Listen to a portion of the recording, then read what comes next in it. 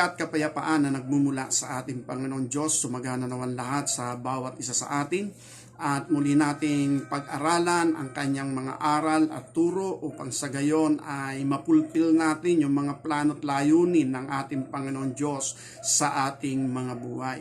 Kaya sa pagkakataong ito, pag-aaralan po natin ay ang paksang about sa fulfillment of the law. Ito yung kautusan ni Moises na ibinigay ng ating Panginoon Diyos sa bansang Israel at ito rin ang nilalaman ng banal na kasulatan ayon doon sa lumang tipan. Ganito ang sinasabi sa aklat ng Galatia chapter 5 verse 13 to 14. Ito ang pagkasabi ng banal na kasulatan. Galatia chapter 5 verse 13 to 14. Sapagat kayo mga kapatid ay tinawag sa kalayaan, huwag lamang gamitin ang inyong kalayaan upang magbigay kadahilanan sa laman, kundi sa pamagitan ng pag-ibig ay mga glingkuran kayo. Sapagkat ang buong kautusan ay natutupad sa isang salita, sa makatuwid ay dito: iibigin mo ang iyong kapwa gaya ng iyong sarili. Pagpalain ng Panginoon ang pagkabasa ng kanyang salita.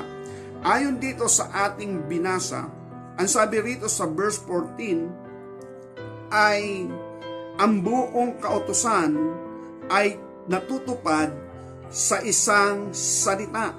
Sa matuwid ay dito: iibigin mo ang iyong kapwa gaya ng iyong sarili.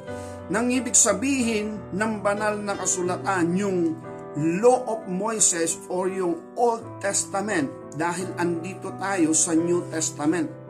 At ang kaganapan ng New Testament, ito ay mauuwi daw sa tinatawag na iibigin mo ang iyong kapwa gaya ng iyong sarili. Kasi napakalaki ng pagkakaiba ng Old Testament at ng New Testament gaya ng ating nadadaanan sa ating mga pag-aaral. Kasi pagka lumagay lang tayo sa Old Testament, wala rin pangako ng buhay na walang hanggan as in. Pero dito sa bagong tipan, naririto yung pangako patungkol sa buhay na walang hanggan. At yung kautusan naman ni Moises ay sinabi rin ng ating Panginoong Kristo, huwag niyong isiping na parito ako upang sirain ang kautusan ni ng mga propeta. Sapagkat hindi ako naparito upang sirain ang kautusan, kundi bagkus ay upang ganapin. Ito ang sinasabi ng ating Panginoong Kristo sa Matthew chapter 5 verse 17. Huwag niyong isiping ako'y naparito upang sirain ang kautusan o ang mga propeta. Ako'y naparito hindi upang sirain, kundi upang ganapin. Kaya ibig sabihin, yung Old Testament, yung kabuuan ng kautusan, marami po kasi ang nakapaloob sa kautusan at ayon sa pag-aaral ng iba ay umaabot ito ng 300 plus yung tinatawag na kautusan. Sa Old Testament, yung Law of Moses, yun yung lumang tipan. Pero dito sa bagong tipan, ayon sa ating teksto, ang buong kautusan ay nauuwi sa isang salita na lamang: iibigin mo ang iyong kapwa gaya ng iyong sarili. At ito ay hindi rin madali, at ito naman ay madali. Parang alnabo yata, Pastor. Madali na hindi madali. Ang ibig sabihin, kung tayo sa ating sarili, hindi natin magagawa ito. Hindi natin kaya kung sa ating sarili lamang, sa ating lakas, sa ating kakayanan, iibigin natin ang ating kapwa gaya ng ating sarili. Hindi yun mangyayari. Pero sa paraang ibinigay ng ating Panginoon Diyos sa pamagitan ng ating Panginoon Kristo na siyang ating Redeemer, yung ating manunubos at tagapagligtas, ayon sa kanyang biyaya, ayon sa tipan o bagong tipan na kanyang itinatag, nakapaloob doon yung tinatawag na kaganapan ng tinatawag ng buong kautusan. If ever mapapasa atin ang pag-ibig ng ating Panginoon Diyos, hindi mahirap mahalin ang ating kapwa. Kaya nga dahil dito ito ay isang malalim na pag-aaral, Pero kung tayo ay sasamahan ng ating Panginoon, hindi po ito malalim. Ito ay kabuuan lamang ng tinatawag na katuparan at kaganapan ng layunin ng Diyos sa buhay ng bawat isa sa atin o ng lahat ng tao. Kaya balikan natin ang sinabi ng ating Panginoon Kristo sa Matthew chapter 5 verse 17, huwag niyong isiping ako'y naparito upang sirain ang kautusan ni ng mga propeta. At ito yung sinasabi natin, we are above the law and we are not under the law. Ito yung sinasabi ni Apostol Pablo sa 1 Peter chapter 1, na kung saan ang kautusan ay inilagay daw doon sa mga masuwayin. Kaya merong batas ng kautusan, pero kung ang tao ay hindi naman magiging masuwayin, magiging matalimahin, at higit sa lahat, alam niya yung mabuti, alam niya yung nararapat gawin, at higit sa lahat, ito yung nais niya, kaayusan. Kaya kapag ka ang buhay ng tao sa kanyang puso't isipan gusto niya ng kaayusan, hindi niya kailangan ng batas. Sabi nga, ito yung tinatawag na merong mga initiative. Yung initiative niya ay sa ikabubuti, yung initiative niya ay yung tinatawag na ukol sa kaayusan. Ayon dito sa sulat ni Apostol Pablo kay Timothy chapter 1, ganito ang sinasabi ng verse 9. Yamang nalalaman ito na ang kautusan ay hindi ginawa dahil sa mga taong matuwid, kundi sa mga walang kautusan, sa mga manggugulo, dahil sa masasama at sa mga makasalanan, dahil sa mga dibanal, sa mga paglapastangan, dahil sa nagsisipatay sa ama at nagsisipatay sa mga ina, dahil sa mga mamamatay tao, dahil sa mga mapakiapid, dahil sa mapakiapid sa kapwa lalaki, dahil sa mga magnanakaw ng tao, dahil sa mga bulaan, dahil sa mga pagsumpa ng kabulaanan, at kung meron pang ibang bagay laban sa mabuting aral. Ayon sa Ebanghelyo ng Kalwalatian na mapagpalang Diyos na ipinagkatiwala sa akin. In-emphasize ni Apostol Pablo, ang kautusan inilagay para magkaroon ng kaayusan, para dun sa mga tao na hindi nakakaalam ng tinatawag na kaayusan. Kaya dahil dito naglagay ang ating Panginoon Diyos ng batas ng kautusan sa kanyang bayan o sa bansang Israel upang sa gayon magkaroon ng kaayusan sa uri ng pamumuhay at sa pagkakilala at paglapit sa ating Panginoon Diyos. Pero wag nating isipin na yung kautusan o Old Testament, ito na yung kabuuan. Hindi pa yan yung pinakang kabuuan. Yan yung tinatawag na foundation o pundasyon pa lamang bilang pasimula ng kaganapan ng plano ng ating Panginoon Diyos para sa buhay ng tao. Sapagkat ang kautusan, ibinigay lamang ito sa bansang Israel. Ibig sabihin, sila lamang ba yung ibig sabihin ay makakakilala at makakaunawa sa kalooban at katwiran ng ating Panginoon? Hindi naman, kasi yung kanyang bayan, ito talaga mula kay Abraham, yung mga taong naging matalimahin sa kanya ayon sa pananampalataya. Kaya sa lahi ni Abraham, dito lumabas yung mga Israelita sa pamagitan ni Jacob. Si Jacob ay pinalitan ng pangalan at ginawang Israel, at ito yung naging bansang Israel. Pero kung titingnan natin sa Old Testament, meron diyang mga tao na hindi itinakwil ng ating Panginoon nang tumiwala at sumampalataya sa Kanya. Kaya nga itong si Rahab na isang patutot doon sa Jericho, ito ay sumampalataya sa Diyos ng Israel at ito'y kinukup ng ating Panginoon Diyos. At kung titingnan natin si Rahab na isang patutot at ibang lahi at hindi lahi ng Israel, ito yung mga ninuno ni Haring Solomon at ni Haring David. Si Rahab, kasama na rito si Ruth. Si Ruth ay isang Moabita, hindi siya Israelita, pero siya ay sumampalataya sa Diyos ng Israel sa pamagitan ng kanyang bianan na si Noemi. At ito naman si Noemi, dahil sa kanyang pagbabalik loob sa Diyos, dahil nung magkaroon ng taggutom sa Israel, sila'y nakipamayan doon sa Moab. Pero nagkaroon na uli ng kasaganaan sa Israel at yung buhay naman ni Noemi ay hindi naging maganda. Namatayan siya ng asawa, namatayan siya ng anak at ang naiwan sa kanya, manugang. At yung dalawang manugang niya ay pareho Moabita at ang isa nga rito ay si Ruth. At dahil dito si Ruth ay hindi bumitaw sa kanyang biyanan. Ano ang sabi ni Ruth? Kung saan ka paroroon ako. Kung saan ka titigil, dun din ako titigil. Kung ano yung magiging bayan mo, yun din ang bayan ko. Kung ano ang Diyos mo, kung sino ang Diyos mo, yun din ang aking magiging Diyos. At huwag ipahintulot ng ating Panginoon na kita'y iwan o pabayaan. Kaya dahil dito, nang bumalik si Noemi sa Israel, kasama niya ngayon si Ruth. At si Ruth ay naging lahi nga ni David at Solomon. Pero kapwa sila hindi Israelita. Kaya ibig sabihin, ay depende sa pananalig at pananampalataya ng tao. Hindi lamang sa bansang Israel. Kaya lang sa bansang Israel, ibinigay yung kautusan dahil yung ibang bansa ay may iba't iba silang uri ng paniniwala. Kaya dahil dito, kung ating titingnan, ang Diyos hindi pa rin nagtatangi ng tao. Pero ang batas ng kautusan, exclusive lang talaga yan doon sa mga Israelita.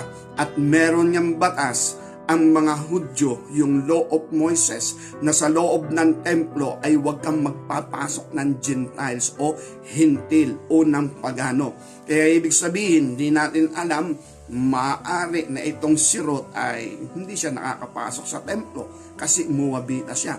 Yun ay sa uri ng pagsamba, pero alam naman natin, si Ruth pinagpala ng ating Panginoon Diyos at sa kanyang lahi nga, kagaya nga ni Haring David at ni Solomon, sila yung bunga nitong lahi ni Ruth. Kaya dahil dito, kung atin titingnan, yung Old Testament para sa Israel lang yun. Pero bukas naman yon sa mga sumasampalataya. Compare dito sa Bagong Tipan. Ang Bagong Tipan, para talaga sa Israel din yan. Yan yung kaganapan ng pangako ng Diyos sa bansang Israel, yung tinatawag na redemption o katubusan. Pero yung biyayang ito na redemption o katubusan, hindi lamang para sa bansang Israel, kundi para sa lahat ng tao sapagkat ang tinubos ng ating Panginoon ay kasalanan ng tao. Kaya covered kahit sinong tao, basta tao, yun ang ating sinasabi, basta tao, pwedeng sumampalataya sa biyaya na itinatag ng ating Panginoong Hesukristo. Kaya dahil dito, kung titingnan natin, ang sabi ng Panginoon, huwag niyong isiping ako'y naparito para sirain yung kautusan ni ng mga propeta, kundi ako'y naparito upang ito ay ganapin. Kaya ibig sabihin, yung kaganapan, ito'y sinasabi ngayon ni Apostol Pablo dito sa ating teksto, Galatians chapter 5, verse 14. Ang katuparan o ang kinauuwian o yung katuparan ng buong kautusan ay nagaganap sa pamagitan ng isang salita, iibigin mo ang iyong kapwa gaya ng iyong pag-ibig sa iyong sarili. Di ba yun yung ikalawang utos ng Diyos? Ito nga yung sinasabi ng maraming mga Hudyo. Ano po ba ang pinakandakilang utos ng ating Panginoon? Ang sabi ng ating Panginoon Jesucristo, iibigin mo ang Panginoon Diyos, buong lakas, buong isip at buong kaluluwa. At iibigin mo ang iyong kapwa gaya ng iyong sarili. At dahil dito nabubuo yung buong kautusan ng Diyos. Pero dito sa ating teksto, binanggit dito ang buong kautusan ng Diyos, ng ating Panginoon Diyos, nabubuo sa pamagitan ng pag-ibig sa kapwa. Kaya ibig sabihin, hindi binanggit dito yung iibigin mo ang Panginoon mong Diyos, buong puso, buong kaluluwa, buong lakas, at buong pag-iisip.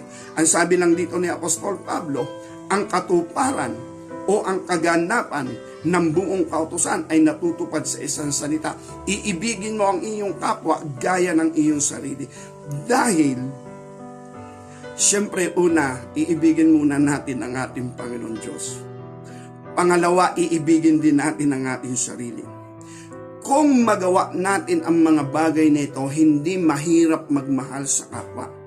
Dahil tayo yung unang minahal ng ating Panginoon gaya ng pag-aaral natin ng nakaraan about those sa tinatawag na be engaged to the Lord. Kaya ibig sabihin, siya yung unang umibig ating binigyan ng appreciation, binigyan natin ng pagpapahalaga, binigyan din naman niya tayo ng pagkaunawa at pagkakilala hanggang sa tayo makipagkasundo sa Kanya at doon sa paikipagkasundo natin sa Kanya dito sa tinatawag na bagong tipan. Yung tipanan, yung pagpapatubos. Dahil dito kapag tayo na workout niya, nalinis niya tayo, napatawad niya tayo, binago niya yung laman ng ating puso, maging ng ating isipan, at ito nga yung pinag-aaralan natin about the restoration of the human being. Nang ibig sabihin, tinrabaho tayo ng ating Panginoon, nilinis niya tayo. Then dahil dito sa kanyang pagpapatawad, nakita natin yung tinatawag na kalayaan. At yung kalayaang ito yung sinasabi nga ni Apostol Pablo dito sa Galatian. Yamang tayo'y tinawag sa kalayaan. Yung kalayaang yun ay mahalaga. Verse 13, Galatians chapter 5, verse 13. Sapagkat kayo mga kapatid ay tinawag sa kalayaan. Huwag lamang gamitin ang inyong kalayaan upang magbigay kadahilan ng salaman, kundi sa pamagitan ng pag-ibig ay mangaglingkuran kayo. Yung kalayaan na binigay sa atin ng ating Panginoon, yun ay sa pamagitan ng redemption o sa pamagitan ng engage o yung pakikipagtipan sa bagong tipan na ipagkasundo tayo sa Kanya. Kaya dahil dito yung Kanyang pag-ibig na ito na dumating sa ating buhay, naunawaan natin. At dahil naunawaan natin ito, maalaala natin yung ating kapwa. Na yung ating kapwa naman dapat ay makatanggap nito at maunawaan din nila at magkamit din sila ng kalayaan, magkamit din sila ng pag-ibig ng ating Panginoon, magkaroon din sila ng kapayapaan, kagalakan, katuwaan sa kanilang puso sapagkat yun yung ginawa sa atin ng ating Panginoon. Sa totoo lang ay kung uunawain po natin yung awiting 1 in a million new. Awit po yun ng mga una pang panahon. Siguro hindi pa ako pinapanganak ng awitin itong 1 in a million new. Hindi ko alam. Pero yung passage sa tinatawag na 1 in a million new, ang sabi doon ay, and life show confession. Nang ibig sabihin, ang buhay ay pagpapakita daw ng pagmamalasakit, pagpapahalaga. Nang ibig sabihin, ang buhay and love showed compassion. Nang ibig sabihin, and sent to me a stroke of love called you. Sintonado. Pero yung meaning nito ay, ano yung stroke of love? Kung paano natin natanggap sa ating Panginoon Diyos yung pagmamahal na tinanggap natin. Yun daw ay magpapakita ng compassion sa iba. Kaya yung sinabi nga dito sa awiting ito, kaya naging paborito ko rin ito, bagamat sabi nga medyo malalim yung kantang yan, at hinahanap ko rin kung sino nga yung pinakang author niyan, ay di ko makita kung sino yung pinakang author. Na ibig sabihin, dapat yung pinakang author nun, yun yung uri ng kanyang pamumuhay. Hindi lamang basta yung umawit, kundi yun yung uri ng buhay niya. Kaya dahil dito, kung merong siyang natanggap na pag-ibig mula sa ating Panginoon Diyos, at yun yung uri ng kanyang ipinamumuhay. Nang ibig sabihin nito, kung wala siyang natanggap na pag-ibig mula sa ating Panginoon Diyos, wala rin siyang maibibigay na style o paraan o uri ng pag-ibig. Kundi kung ano lamang yung nakikita niya sa ibabaw ng lupa at sa kapaligiran, kung papaano yung pag-ibig o ang pag-iibigan. O yung tinatawag na pag-ibig, wala nang makakagawa nun. Sa totoo lang, napakahirap talagang ibigin ang ating kapwa. As in, sa lahat ng bagay. Kasi ang ibig sabihin kasi nito ay madali daw ibigin yung kaibig-ibig. Ay paano yung hindi kaibig-ibig? Yun nga yung mabigat nun. Kaya ang sabi ng ating Panginoon sa Kristo dito sa aklat ng Matthew chapter 5, ganito ang sinasabi ng banal na kasulatan.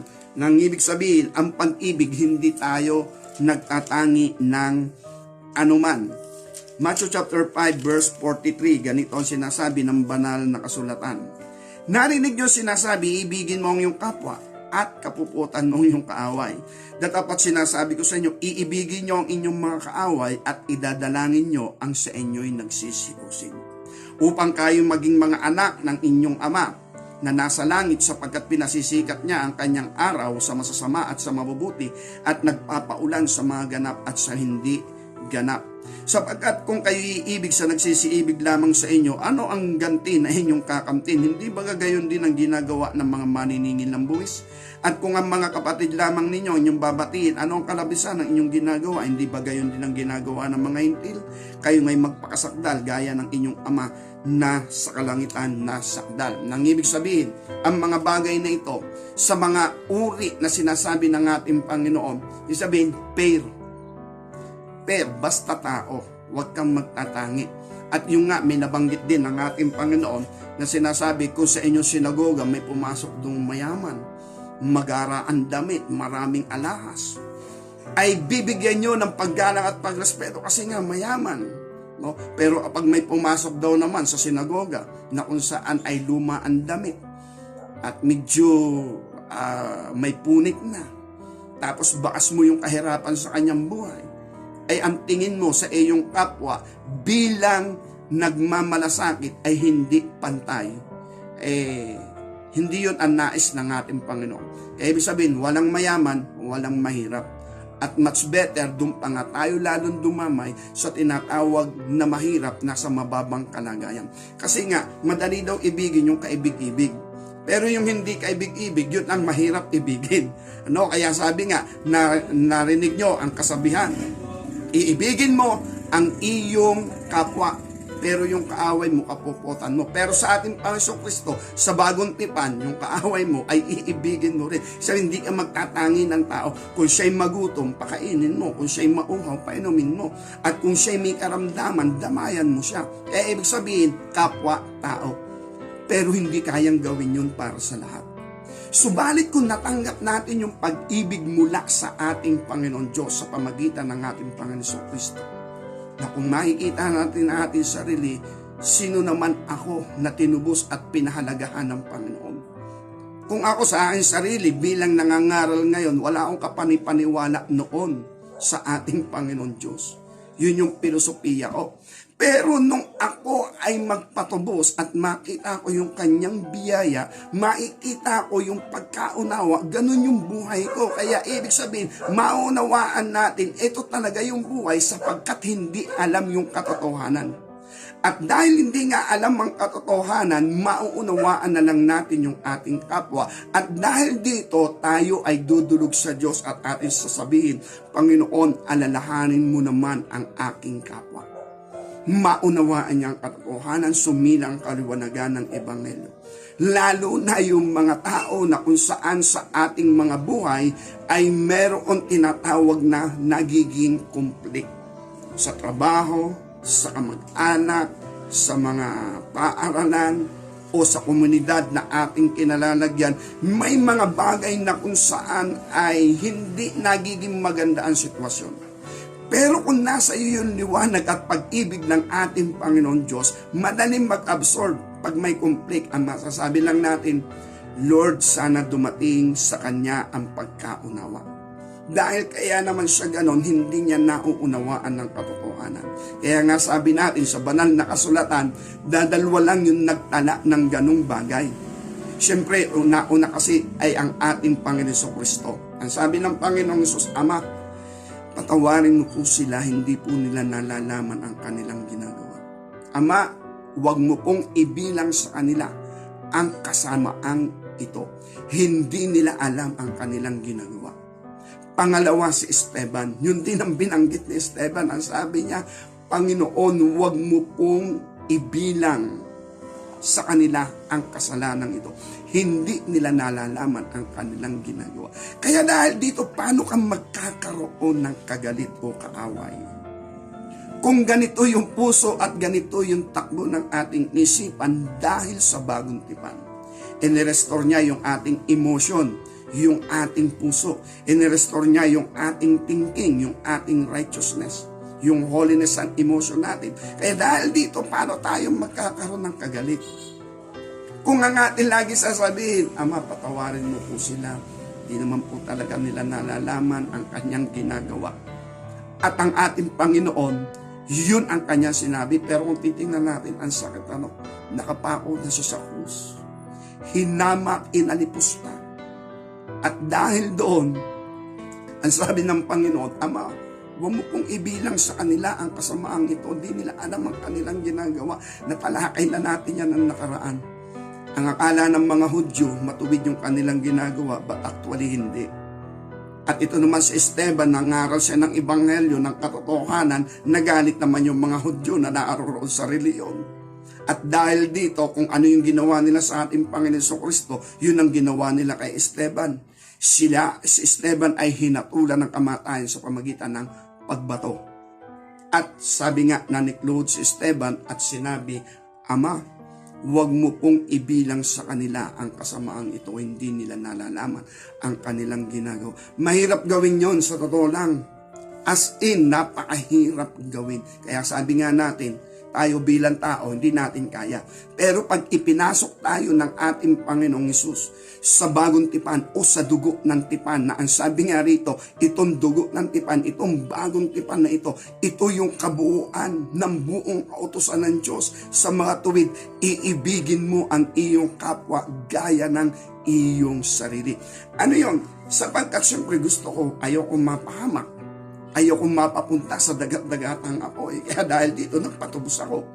Minahal ko rin yung sarili ko, pero hindi selfishly love. Hindi yung parabang kumbaga sa kayamanan ng sanlibutan, kumbaga sa wealth of the world. Sabi nga, ay akin lang ito, ayokong maghihirap, akin lang ito, akin. Amin lang ito, amin. Sila bahala sila sa buhay nila. Sa sanlibutan yun, kayamanan ng sanlibutan. Pero yung pag-ibig na tatanggap natin sa ating Panginoon, yung kalayaan na tanggap natin sa ating Panginoon, nung matanggap natin ito, ang iniisip agad natin, yung ating kapwa, yung iba naman. Kaya naalaala ko lang din yung 4 na kitongin, na kung saan doon sa Samaria ay nagkaroon ng taggutom. Ang sabi roon, nung 4 na kitongin, mamamatay tayo kapag tayo'y nakaupo, mamamatay tayo sa gutom. Pag pumasok tayo sa loob ng Samaria, naandun ang kagutom, mamamatay tayo. Ng pangalawa, may ketong tayo. Bago pa tayo pumasok doon, babatuin tayo. Pag pumunta naman tayo sa kampamento ng mga taga-Syria, naandun sila at baka tayo'y patayin. Anong naghihintay sa ating kamatayan? Pero sabi nila, mas mabuti pa, pumunta tayo sa kampamento ng Syria. Baka sakaling kaawaan tayo at di tayo patayin. Kaya lumakad yung 4 at pumunta sila sa kampamento ng Syria at nang sila'y pumunta roon, nagparating ang ating Panginoon Diyos ng kakaibang ugong o kakaibang sounds, yung ng ugong na parang mga malaking hukbo ng mga karwahe, mga bayot, mga tao na sumisigaw.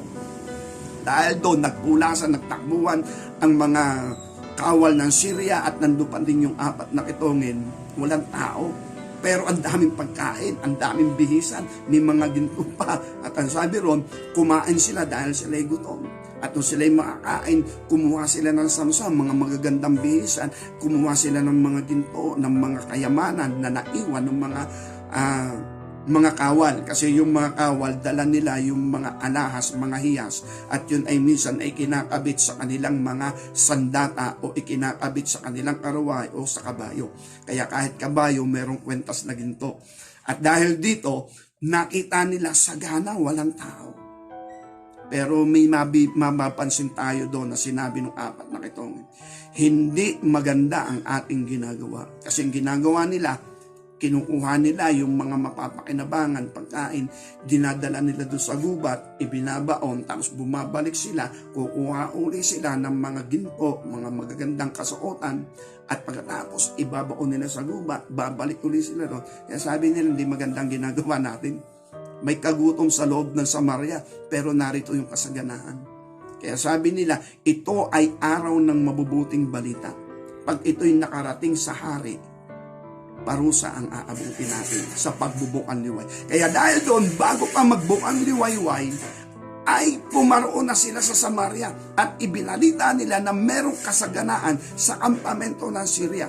At alam naman natin ang kasaysayan, pinagpala sila ng ating Panginoon. Kaya ibig sabihin, ito yung kagandahang loob na tinatawag na pagiging kapwa-tao.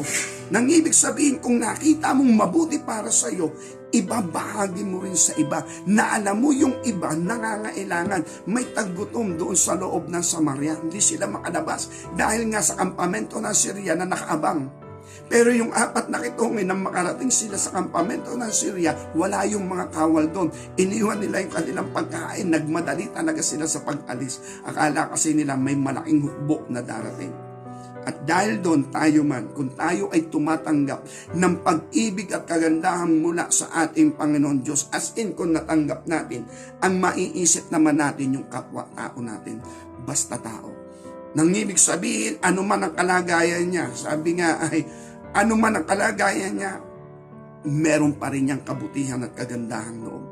Sabi nga, gaya ng mga barbaro na sinasabi ng Aklat ng Mga Gawa, chapter 28, ang sabi ni Apostol Pablo, nagpakita ang mga barbaro sa amin ng di karaniwang kagandahang loob, pero barbaro pa rin sila.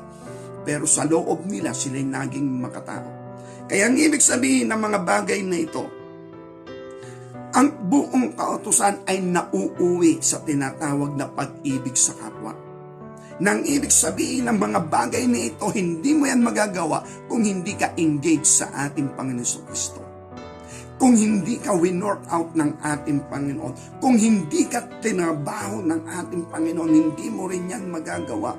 Kaya nga kahit sa reliyon, kahit sa mga simbahan, meron pa rin mga pagkakabahabahagi, meron pa rin din mga pagkakauna-unawaan, sapagkat naroon nga yung tinatawag na hindi ganap yung pag-work out ng ating Panginoon Kristo sa buhay ng tao. Ang natanggap naman kasi nila as in reliyon. Kaya anong awitin nung asin? No? Doon sa awiting, ano ba yung Cotabato ba yun? Ang title, no? Sabi, dahil hindi magkasundo sa reliyon at prinsipyo nagkagulo. Ito kasi ang pangkaraniwan, prinsipyo ng tao. Yung prinsipyo kasi ng tao, kapag naging prinsipyo ng Diyos at yun yung pag-ibig, walang problema doon. Kaya sabi rito, mag-ibigan sa isa't isa. Kaya ibig sabihin, isang pruweba na ang tao ay nakapasok sa pakikipagtipan, sa bagong tipan ng ating Panginoon Kristo, kung meron siyang pag-ibig sa kanyang kapwa. Wala siyang itatanging anuman kahit sino. Nang ibig sabihin nito, hindi naman ibig sabihin kasi ang matuwid na pagmamalasakit, ito kasi yung pagmamalasakit. Di ka naman pwedeng magmalasakit para damayan yung mayaman sa usaping material. Pero mayayaman man, minsan bagbag ang loob. At sa ganong kalagayan, pwede tayo dun dumamay. Nang ibig sabihin, bagbag din yung kanilang kalooban. Yung kanilang kalooban, naghahanap pa rin ng kapayapaan at hindi ito kayang resolbahin ng material, ng mga tinatangkilik at kayamanan.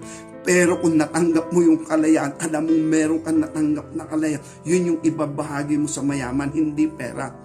Pero kung yun namang mahihirap nating kababayan, sabi nga yung ating mga nitibo o yung ating mga katutubo, yung mga mangyan or else yung badyaw, sila'y laging nangihingi dahil yung kanilang buhay, magbigay tayo ng material.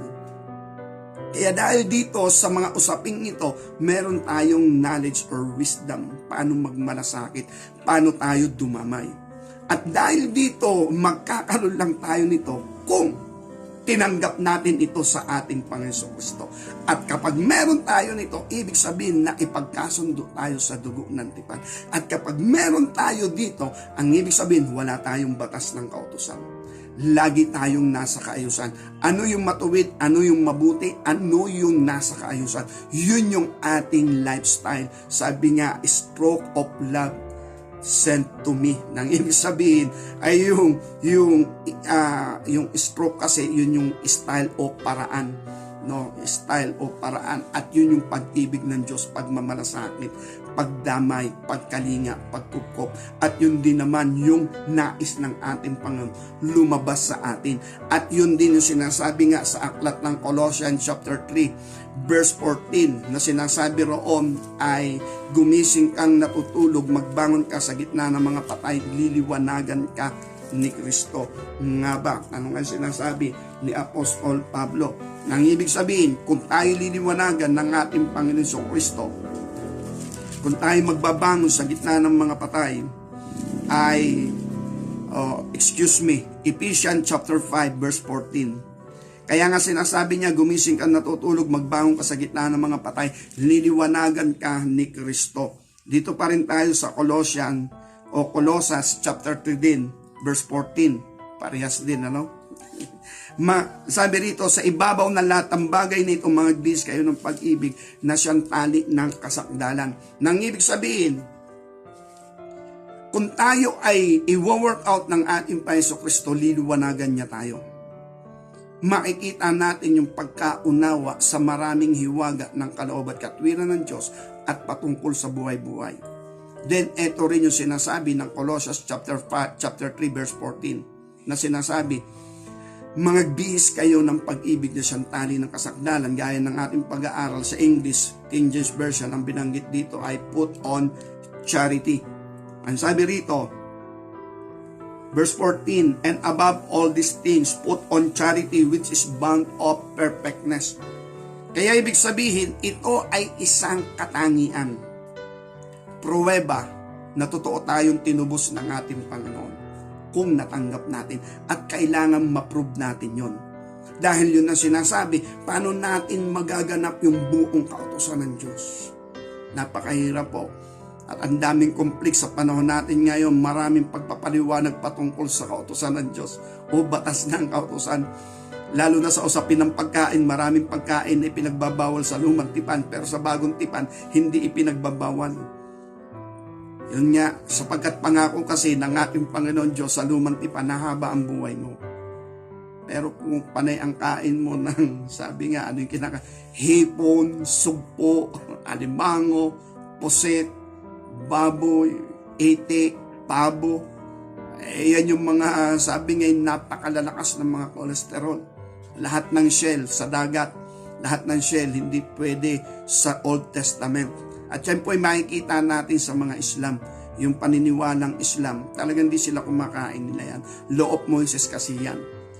Para sa ganun daw, makita ng ating Panginoon Diyos, humaba ang buhay ng tao. Pero ang buhay ng tao, hahanggang dun nga sa 135, 150. Hindi na nga makaabot ng 100. No, lalo na yung mga out of law Moses, hindi talaga aabot yan ng ganong edad. Kung ang kinakain nga ay kagaya nga nung hipon, yung mga ganyan, sugpo, pusit, alimango, alimasag, sabi niya ay, sabi nung iba, pampaliwanag daw ng bahay. Na ibig sabihin ay pagka lumiwanag ang bahay, ibang ibig sabihin doon. Okay, nadaanan lang natin. Nang ibig sabihin, ang bagong tipan, ang pangako dito, buhay na walang hanggan. Kung ang buhay mo man dito sa lupa ay 50 years lang, 40 years lang, 30 years lang. Pero kung nakapasok ka sa biyaya ng ating Panginoon, gaya ng ating Panginoon Kristo, 33 lang siya nang ipako sa krus. Pero yung buhay, wala talaga dito yung kaganapan sa ibabaw ng lupa, sa piling ng Ama, na andun talaga yung tunay na buhay. At yun ang plano ng ating Panginoong Hesus sa lahat ng tao kung bakit niya tinubos, upang makarating sa piling ng Ama.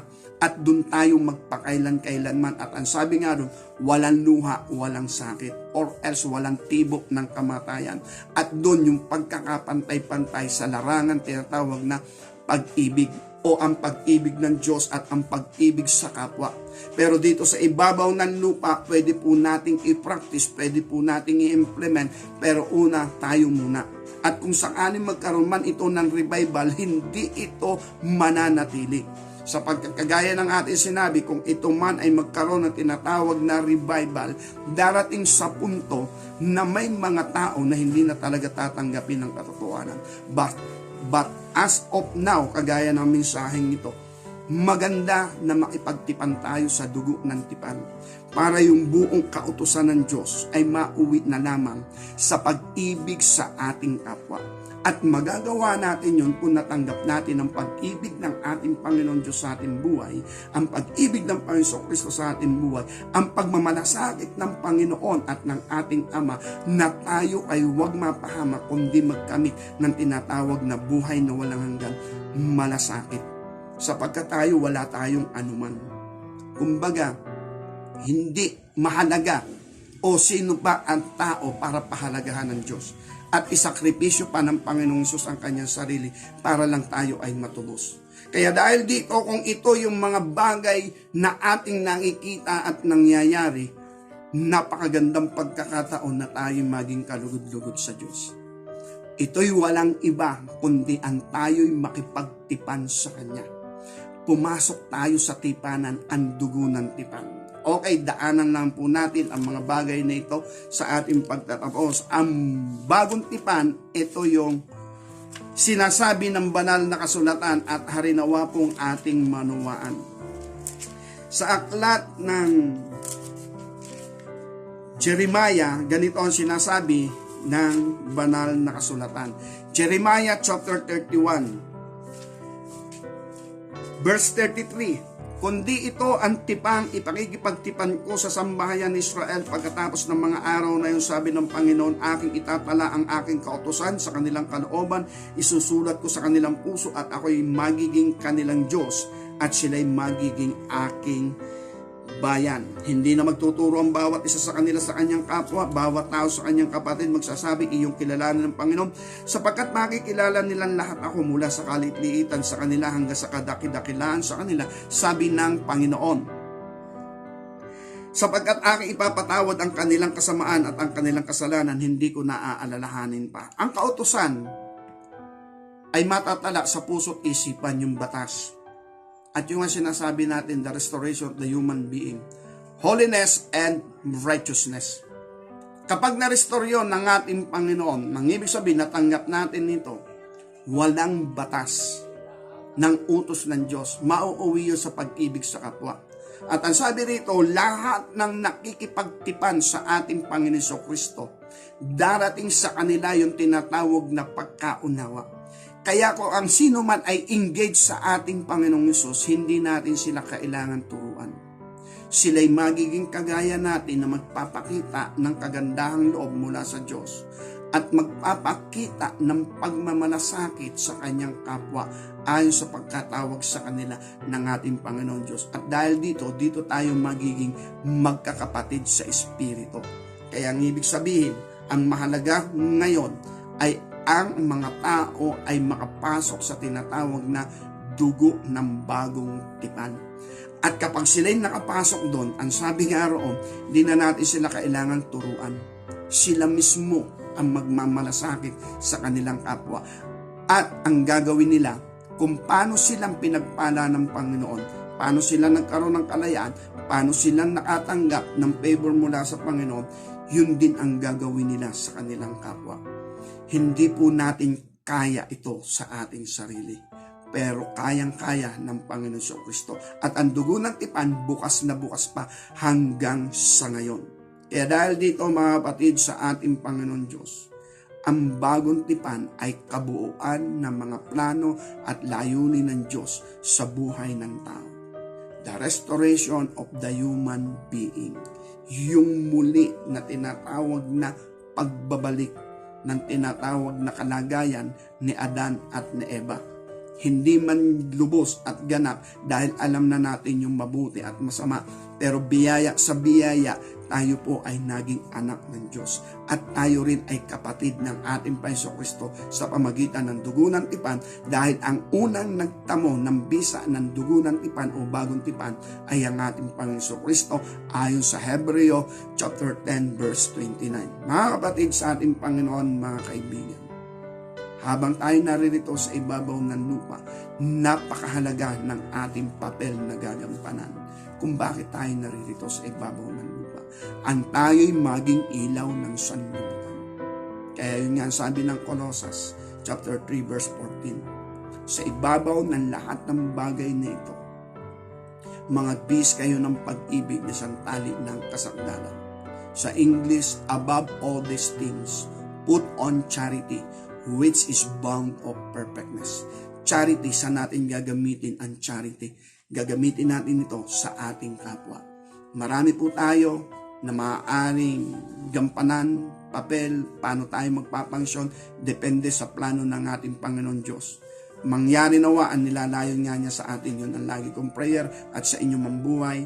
Yun din ang aking prayer, mangyari nawa ang plano ng Diyos sa ating buhay. Bakit tayo narito sa ibabaw ng lupa? Sapagkat ang ibabaw ng lupa natin, kinalalagyan, iiwan din natin ito sa ayaw man natin at sa gusto.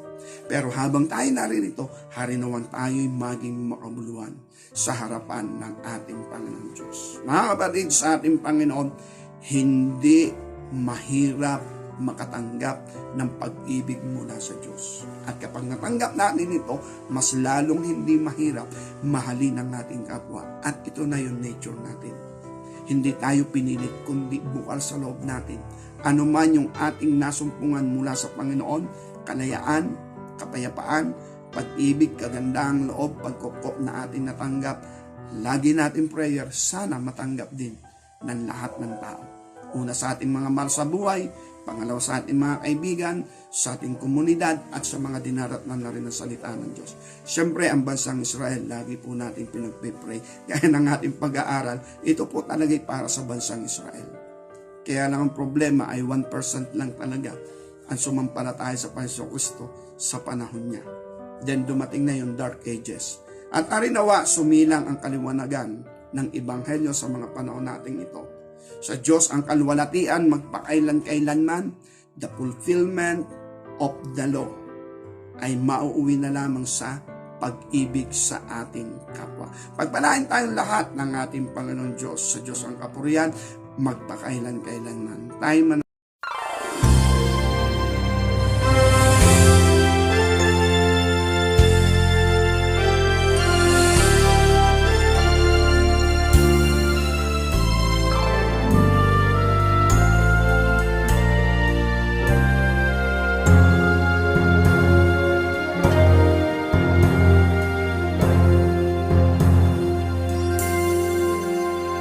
if my people